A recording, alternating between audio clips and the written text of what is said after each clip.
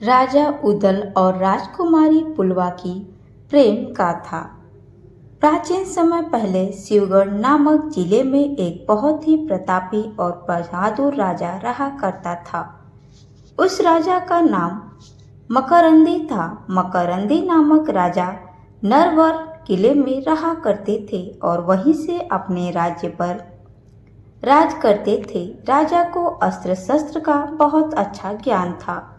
राजा बहुत ही बलवान थे। कोई भी शत्रु उनके राज्य पर आक्रमण करने से पहले बहुत सोच विचार करता रहता था और ऐसा कोई भी शत्रु नहीं था जिसको राजा ने पराजित ना किया हो।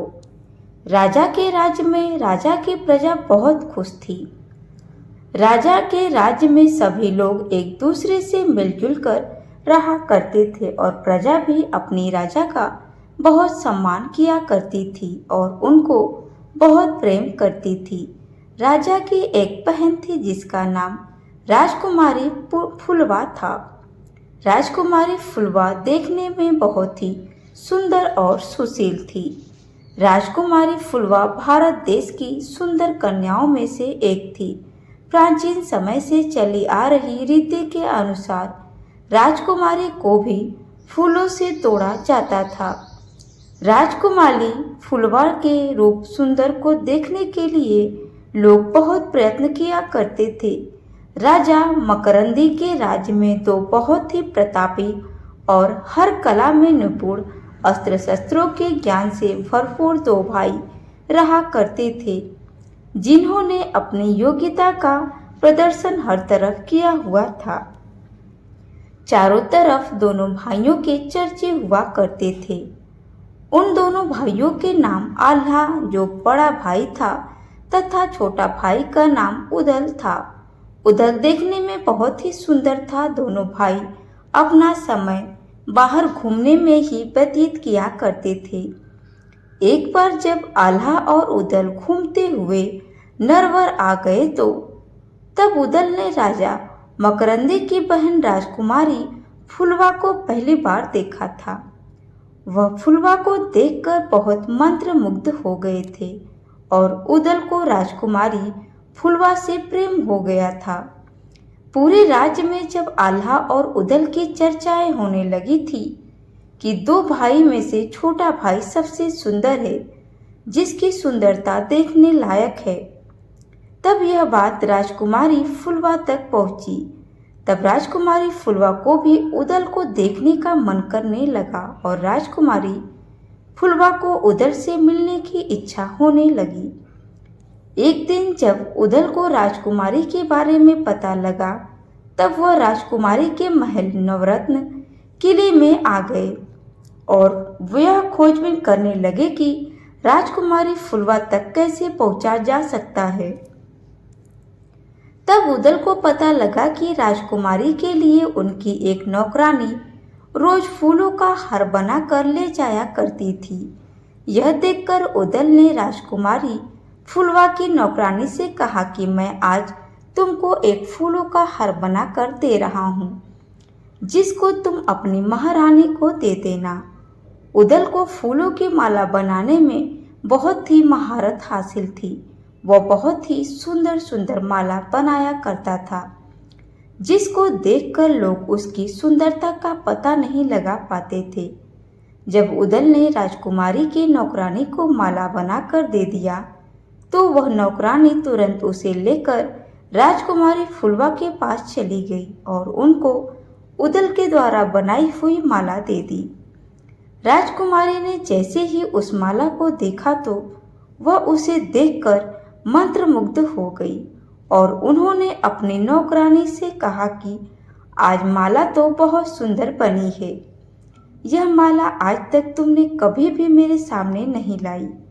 तब राजकुमारी फुलवा की नौकरानी ने कहा कि महारानी, यह माला मैंने नहीं बनाई है, यह माला तो किसी और ने बनाई है। तब राजकुमारी फुलवा ने अपनी नौकरानी से कहा कि मैं उस व्यक्ति से मिलना चाहती हूँ जिसने यह सुंदर सी माला बनाई है। कल तुम उसको मेरे पास लेकर आना। जिसके बाद राजकुमारी फुलवा की बात सुनकर नौकरानी ने उदल को राजकुमारी फुलवा से मिलने के लिए कहा और नौकरानी उदल को महिला के कपड़े पहनाकर महल के अंदर राजकुमारी फुलवा के पास ले गई। राजकुमारी ने जैसे ही उदल को देखा तो वह उदल के रूप को देखकर मंत्रमुग्ध हो गई और एक ही नज़र में वह उदल से प्यार करने लगी और फिर राजकुमारी फुलवा ने उदल को अपने ही पास रोक लिया और उसको अपने ही कक्ष में छुपा लिया। उदल और राजकुमारी फुलवा बहुत दिनों तक एक साथ रहे। एक बार जब राजा मकरंदी ने अपनी बहन राजकुमारी फुलवा को फूलों से एक बार फिर से तौलवाया तो राजकुमारी का वजन बढ़ा हुआ पाया, जिससे राजा मकरंदी को शक हो गया कि राजकुमारी फुलवा को किसी पुरुष ने छुआ है, जिसके कारण राजा बहुत क्रोधित हो गए और उन्होंने अपने सभी सैनिकों और नौकरों से कहा कि तुम लोग जाकर राजकुमारी फुलवा के कमरे में चेक करो कि कोई पुरुष तो वहां पर नहीं है और पूरे महल में भी तलाशी करो। राजा की आज्ञा के कारण सभी नौकर ने और उसके सिपाहियों ने जैसे ही राजकुमारी फुलवा का कमरा चेक किया तो राजकुमारी के कमरे में उदल को पाया गया, जिसके बाद सारे सैनिक उदल को पकड़कर राजा के पास ले गए। राजा ने उदल को बंदीगृह में डाल दिया और उसको कारागार में रहने की सजा सुनाई। धीरे धीरे 6 महीने बीत चुके थे। उधर आल्हा को अपने छोटे भाई की चिंता होने लगी थी। उसके बाद आल्हा ने तुरंत अपने छोटे भाई उदल को खोजने के लिए इधर उधर जांच पड़ताल शुरू कर दिया।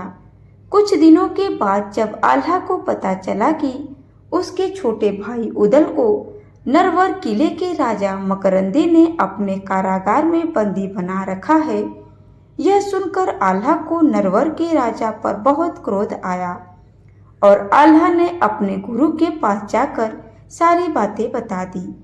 आल्हा के गुरु ने आल्हा को युद्ध करने की सलाह दी, जिसके बाद आल्हा नरवर के लिए पर आक्रमण कर दिया और उसके सारे सैनिकों को मार गिराया। आल्हा ने नरवर किले को तोड़ते हुए किले के अंदर प्रवेश किया। किले के अंदर छिपे हुए सैनिकों को बहुत बुरी तरीके से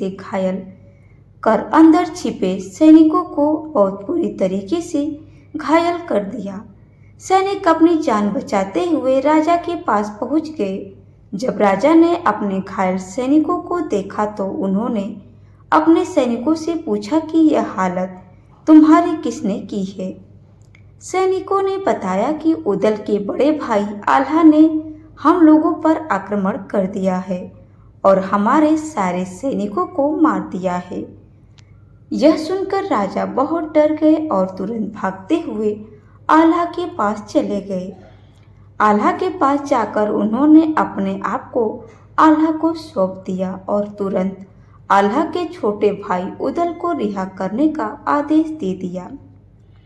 राजा ने आल्हा से अपने किए हुए दुष्कर्म की क्षमा भी मांगी। आल्हा ने राजा को माफ कर दिया और फिर उदल और फुलवा का विवाह बहुत खुशी खुशी करवा दिया गया, जिसके बाद वह दोनों खुशी खुशी अपना जीवन यापन करना शुरू कर दिए। दोस्तों, आपको हमारी यह वीडियो कैसी लगी हमें कमेंट में ज़रूर बताएं। वीडियो अच्छी लगी हो तो प्लीज़ हमारे चैनल को ज़्यादा से ज़्यादा लाइक शेयर सब्सक्राइब जरूर करें और आपको यह कहानी कैसी लगी हमें कमेंट में ज़रूर बताएं। Thanks for watching my video. धन्यवाद।